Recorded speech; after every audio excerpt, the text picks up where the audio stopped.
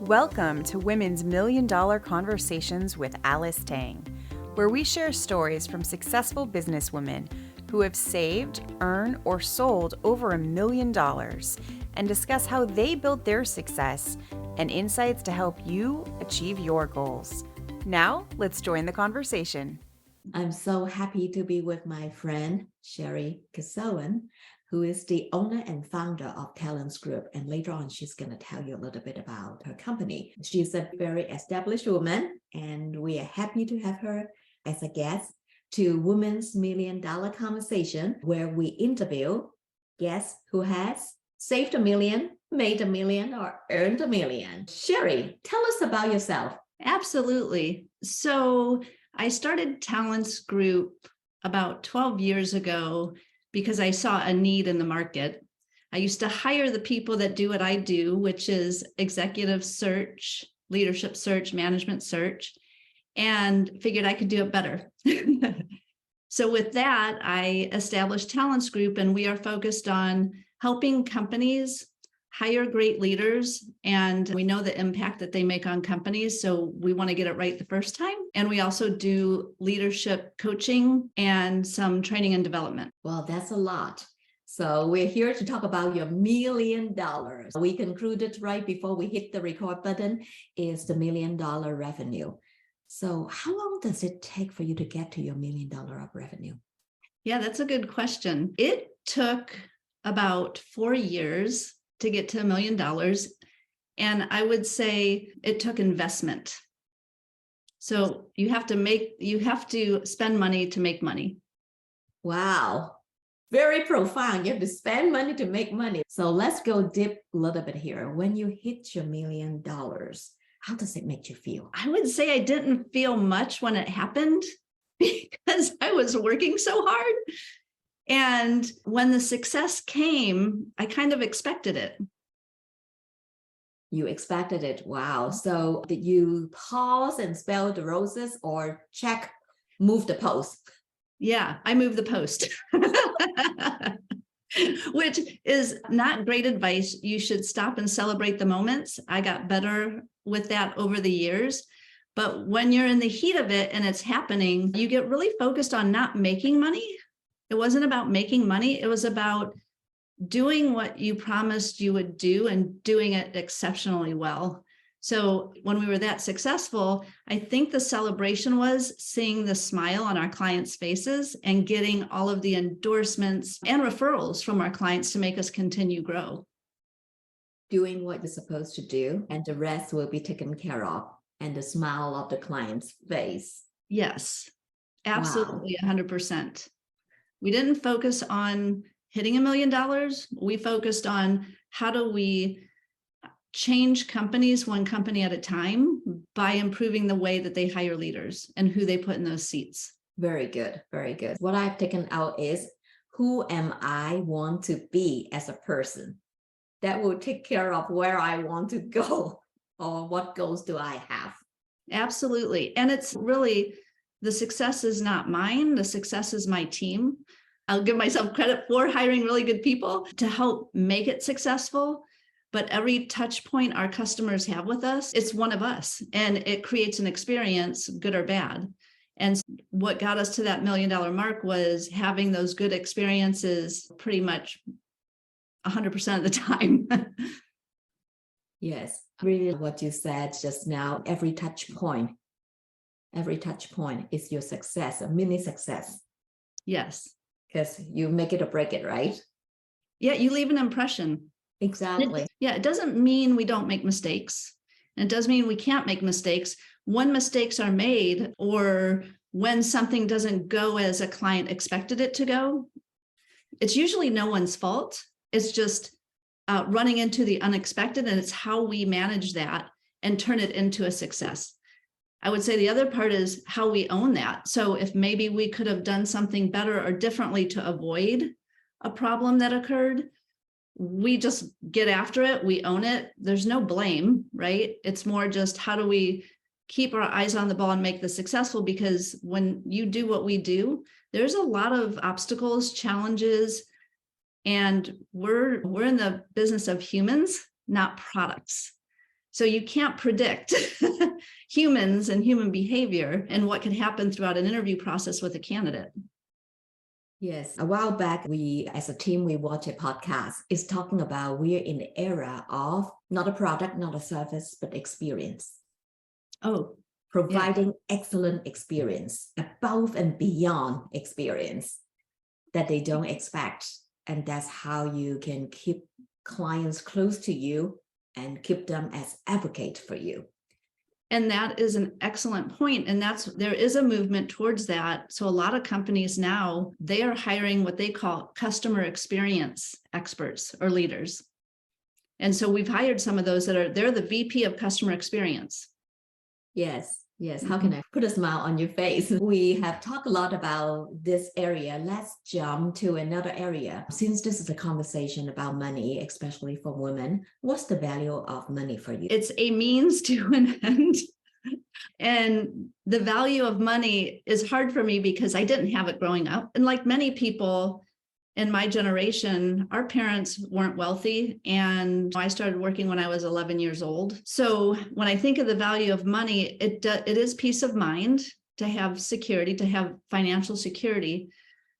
But at the end, what I learned when I finally started earning my own income was sharing that money and giving back to the community that helped me be successful. I think the value of money to me is really about how do we make this world a better place with all the money that exists?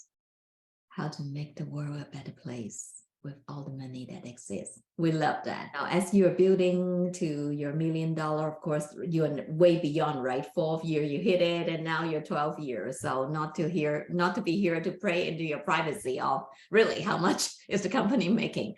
But we wanted to know, in your journey to that success continuously, what is the biggest bias you have faced as a woman or as a founder of the company? It's morphing, I will say. So the bias I had going into it was simply being a female because I was focused in high tech. And at least my experience has been, it's exacerbated in high tech because you're dealing with a lot of males because they're engineering organizations. So they tend to have a lot of males, and that's who makes it to the top. So it's challenging, or was challenging, still is challenging, to be in an environment that is male dominated with leaders. I think the good news is that I feel like that it's swinging to now where more women are getting into leadership positions. And so the playing field is being leveled a bit. And I don't feel that bias. I'm not saying it's not there, but I don't feel it like I used to. So what you have said is over the years, you have felt there is an improvement, the gap has narrowed. Yes. Well, we have a long ways to go. Yes, no kidding. But it's definitely getting better. And given the nature of our work, we're in charge of hiring executives and leaders. We focus on hiring for diversity. And we bring those people into our pipeline. And it's made, I would say, when our clients are doing that, have that same focus of diversity hiring, it's made their businesses stronger and better, and more open to doing things differently. And it's improved innovation, creativity, global thinking. There's so much good things that is coming with this trend or this movement. Now, we want to talk a little bit about in the journey of success. Of course, you have big decision to make, whether it's a hire or fire, acquiring a company, all of these things. When you make a big decision, how do you prepare yourself? How do you process? I would say that's a really good question. I don't overanalyze. I think I see this happen a lot with executives where it's what I call analysis paralysis. It's overthinking something. And sometimes you need to take the data that you have, the information you have, and make a decision based on all of your experience, right? And I don't consider that your gut. I consider you have the data, you have to make decisions without all the facts, and you have to take some risk. So trust yourself. So when I've had to face challenging decisions, I took my time took a step back, never do it when I'm emotional. Kind of like I don't get on phone calls if I'm upset or emotional about some topic. I wait for myself to cool down and clear my head. But when we've had to make big decisions, or for example, tell a client that they can't have what they're asking for because they're not asking for the right things, it always works. We do it when you make these big decisions, do it with pride and with expertise and trust yourself, and it'll work out. Take time. Don't make that call when we are emotional. Calm down. Based on the data that you have, take some risk. It will work out. Very good. In your 12 years, I'm sure business has been great. Business sometimes has done this to us. What's happening this last year? Perhaps the pandemic year. What's going on, and can we continue? So there are many times that we face these difficulties that we are hanging with our pinky finger. Can we make it? Or do we, or should we? When you think about quitting, what kept you going? That's another really good question. And it's a big question because our business can be quite cyclical based on the markets. We very much follow the markets. And so when there's a reaction in the market, as there is now, to a recession, that does impact us. But in those times, what I find is that it's a great time for you to get your house in order and focus on the things you've been neglecting. It's also a great time to get innovative and creative and start maybe looking at why your clients value you so much. And are you still offering the right services, the right product? Should you change something up? Should you add something?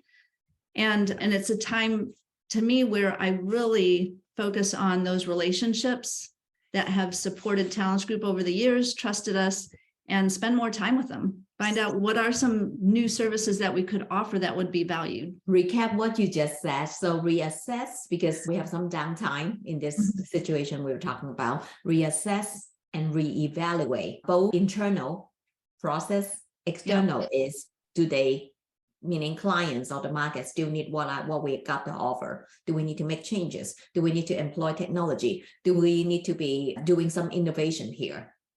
Yeah, downtime is a time to invest, right? It's just, I think it's very healthy because you get so busy when you have lots of customers, you have lots of work to do, everybody's heads down working to serve those customers, but you start maybe losing sight of down the road. What about getting new customers? What about venturing into a new service that you know your customers can really use?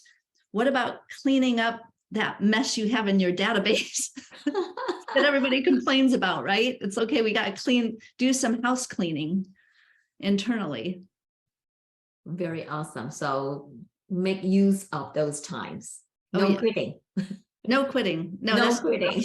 Not an option. Never an option. All right. The audience who's looking at Sherry is thinking, oh, I want to be her.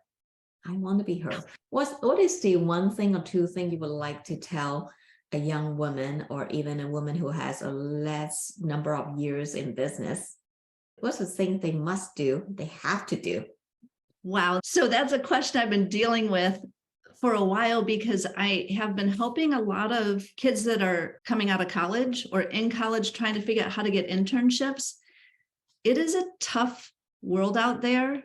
So for whether it be a recent college graduate or someone earlier in their career, you are in a spot where you have to prove yourself. And you do that through showing up, being interested, and having really high integrity and tenacity in your job. So for someone early in their career, if they want to get to where I am, it does take a lot of hard work, and you have to earn your stripes. So you might not always be doing the work you want to do, but trust me, there's value in it. Even if it's something very simple and not something you love, there is value in it. And you will learn that, for example, you hate doing that type of work. There's value in that, knowing what you don't like. And then people will want to keep working with you if you're a great teammate. And you can do that grunt work when it's there. And you're the one that raises your hand and volunteers to do that extra load when it's there. People will remember that. Wonderful, wonderful. I remember when I first started, I had to cold call, right? 200 calls in the morning. That's so hard. I know. That 2 meetings in the afternoon. I don't get to see Sherry and your family yet. And moonlight to fill out the application make sure I submit it and follow up, see if there is any craziness in the application is not going through. As simple as opening an investment account. So I think there is value in those work. I hate those work because I'm not such a admin organized person in that route. But today, if somebody come to me and tell me something that is not in line with that, I know it's not truthful. Here is what I know because I've done it before. Yep. Okay, so how about if you were to start over again, what is one thing that you would like to do differently? I think I would have started the business earlier. And I say that hesitating a bit because I thought that after I started it, I did such a good job planting the seed before I started the business with my network, letting them know, hey, I'm starting up Talence Group. In case you have any needs coming down the road, I said, I'm going to be starting it up. And before I even got out into the market, people were calling me. So I did think, oh, maybe I should have started this a couple of years ago. At the same time, I'm not backwards looking, I'm forwards looking. So I wouldn't change anything. I think there was a reason why I didn't start it 2 years earlier. I think I had 2 more years of growing to do by working inside of a company, helping leaders, executives, and CEOs hire their executive team. So I don't want to be too cautious. And I think I took the risk at the right time. Very good. Last but one question. What is the one piece of very good advice or very bad advice that has given you the highest impact? The best advice that has given me the highest impact. Can I give 2 things? I think one is one of my mentors told me I needed to trust myself and just have more confidence. And because he told me that, I realized that I must not be showing up that way to others. So it was great advice. And at that time, I knew I was an expert at what I was doing. I just needed to show it more and be more confident. But what's made the biggest impact on me, honestly, is I follow leadership luminaries. I'm a student of leadership. I'm always reading books. I'm always trying to keep up on the latest and greatest of what's going on out there in leadership.